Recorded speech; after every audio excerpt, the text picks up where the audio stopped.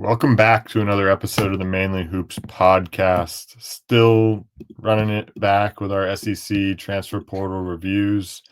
This one, we're diving into the Ole Miss Rebels. But first, don't forget to like and subscribe on this video. As for Ole Miss, right, they lost quite a bit this offseason. But, so I had to hit the portal pretty heavily. Cody, who's your favorite addition they made this offseason? Yeah, I mean, they pretty much lost all of their scoring punch outside of Blake Dia. I mean, that's about it. I mean, he was pretty big for them as a stretch five, especially a little bit in the tournament. But I mean, one guy that's caught my eye, and a guy that didn't play all that much last year, is Koren Johnson. I think he's kind of a value get for this Ole Miss Rebels squad. I mean, we saw him play 2 games at Louisville, didn't really play all that much, maybe 20 minutes in those 2 games. But yeah, I'm pretty interested by his ability, at least in a secondary role. It looks like he may need to play a little more on the ball than I would like, but I think he brings some really underrated two-way qualities. I mean, he has plus burst off the dribble, which is going to help him in more of a transition-based offense. He can knock down the catch and shoot 3, particularly from the corner. He's really good, and I think he's a pretty good movement shooter as well. So I do think there's a lot of different roles that he can play within an offense because his playmaking is definitely there. It's not all that high level, but I do think his advantage creation, just because of his straight line driving ability and ability to operate in the open floor, is really going to help him when it comes to his playmaking. And he's a great defensive playmaker as well.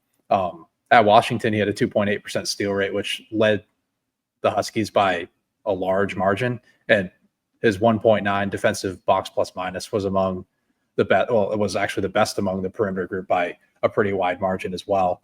So I think his two-way qualities are pretty underrated. And since it's a guy that, we didn't really see at all last year, I believe he was out with a ankle or foot injury. I think it was shoulder. Oh, shoulder. Okay, yeah. But yeah, I just think we have just an underrated sort of value get here, and I think ultimately he provides the most two-way impact, especially on the perimeter.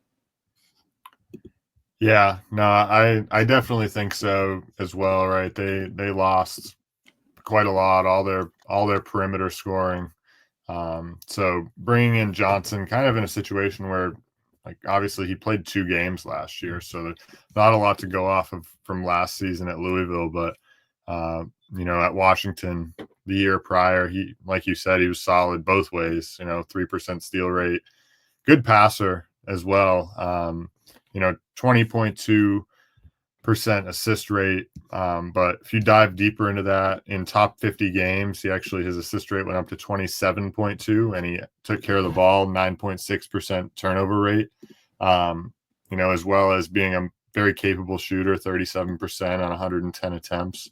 So, he definitely looks like a good addition considering, what they lost. Like you said, a good value addition with not much really to show for it last year. And of course, they added plenty in the front court here this year. James Scott coming over from Louisville as well. Big time on the boards. And also like a solid passer, good athlete. He's a good passer out of the dribble at handoff game. Hits back cuts with ease, looks comfortable in doing so. But he's a non-shooter whatsoever. 94% of his shots were taken at the rim last year, but shot 80% at the rim. So quite impressive. But all he's going to really be is like an energy screener, roller, rim protector. 4.1% block rate. But Ole Miss better hope that he's either worked on his free throw shooting or they don't foul him, because 43% from the line last year. Not a shooter whatsoever. So but he'll be big for them on both the offensive and defensive glass, over a 10% offensive rebound rate. So and then another addition, Corey Chest from LSU, who was a big time rebounder for them as well, almost a 14% offensive rebound rate. Yeah. I mean, yeah, obviously free throw shooting's going to be an issue. We were talking about that a little bit before we before we started this one up. But yeah, I actually like both of those additions, particularly James Scott. I'm not really sure if he's going to start or if they're going to bring him off the bench. Cheskin is probably going to be the four-man here alongside Malik Dia. But as for James Scott, I mean, you talked about his rim protection and his rebounding. And yeah, he's obviously going to be a bit limited to being a great offensive rebounder and a lob threat and in pick and roll. But I really like how he defends in space too. I think he's kind of your ideal defender in the Chris Beard system that, puts a lot of responsibility on bigs when it comes to like switching and recovery defense. And I think the fact that he can go out on the perimeter and guard twos and threes at a competent level, along with bringing rim protection and rebounding, which was an issue with this Ole Miss team last season. Like, I think Chris Beard kind of tapped into, his no middle style and like his front court pieces being more versatile as opposed to being more talented rim protectors. I think Scott is going to be able to provide a little bit of both. So in that regard, I think he's pretty important here. Chest, obviously, I think he brings a little bit more of an offensive punch, particularly on the glass. So, and yeah, you mentioned the free throw stuff, but I think those are two guys that could play alongside of each other for spurts. But there could be a situation that comes in when the second they touch the ball in the paint, it's just an automatic foul, and you can kind of play them off the floor. So that's why I kind of see those guys just splitting minutes, kind of 20 and 20 apiece.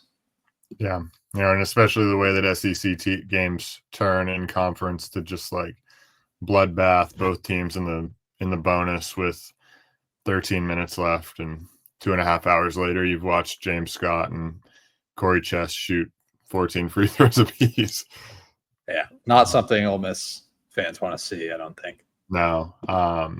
Any other transfers? I mean, what do we expect from AJ Storr? Can he like get back to some level of what he was 2 years ago at Wisconsin?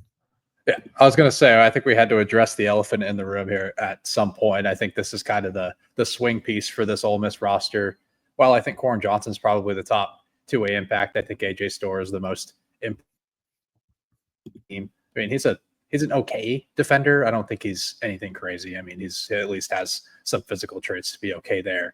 But from an offensive perspective, I think he has a much better chance to provide more value than he did last year at Kansas.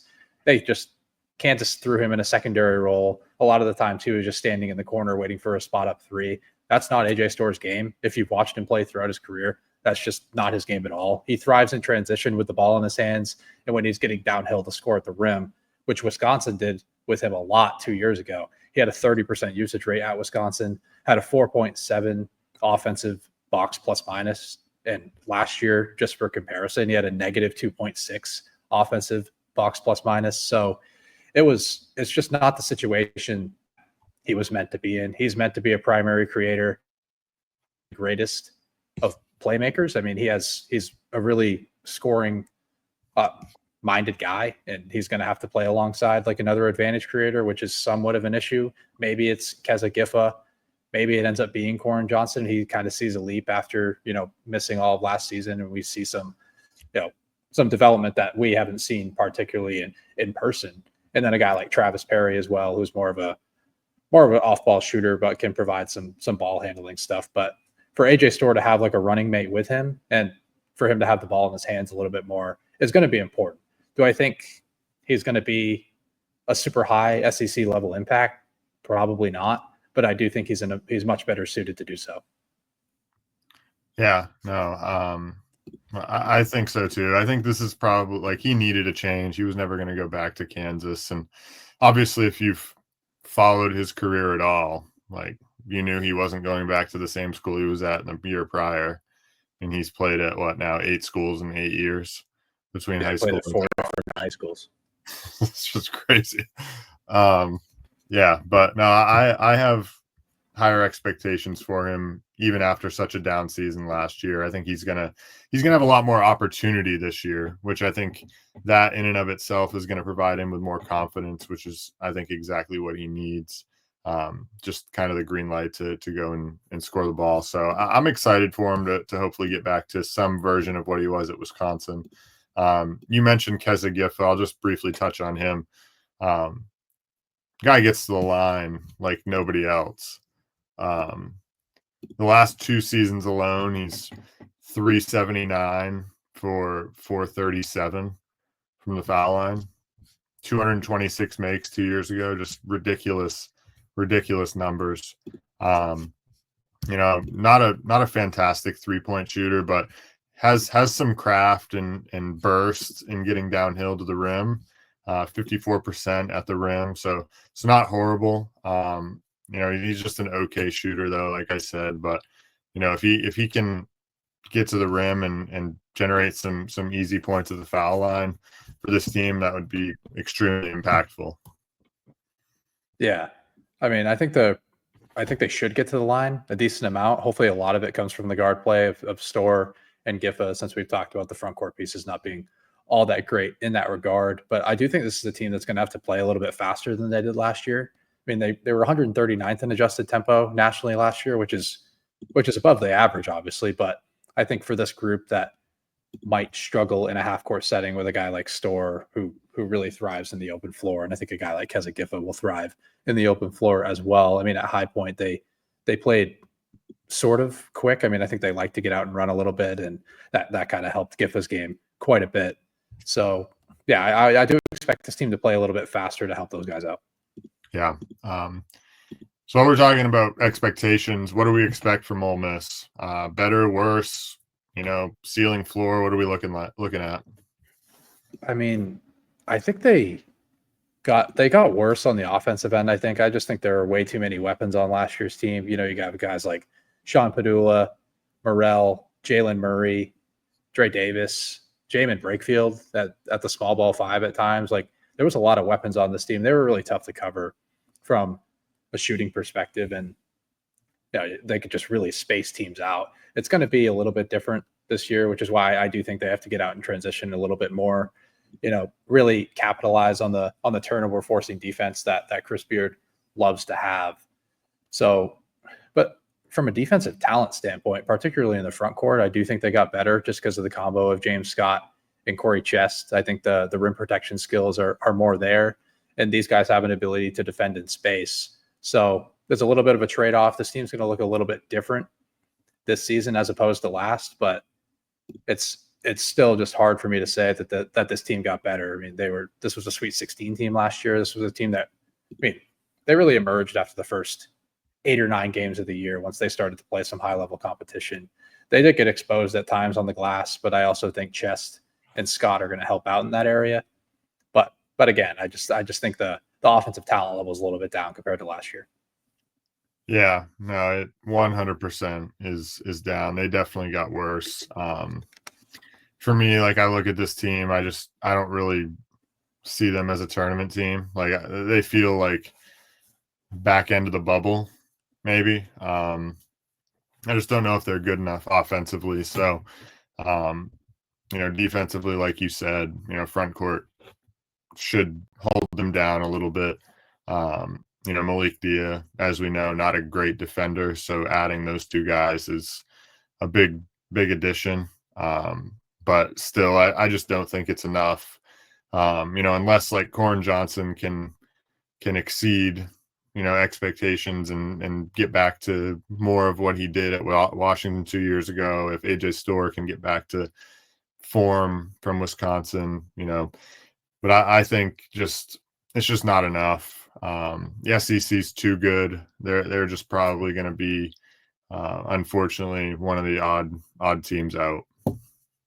Yeah, we're obviously going to have to see what those 4-star freshmen look like. Nico Bundalo, Tyler Jordan, and Patton Pinkins. We're not really sure what they're going to bring to the table. I haven't done a ton of work on the freshmen, so kind of bear with me there. But another transfer I haven't mentioned yet that I actually really like is Augusto Cassia.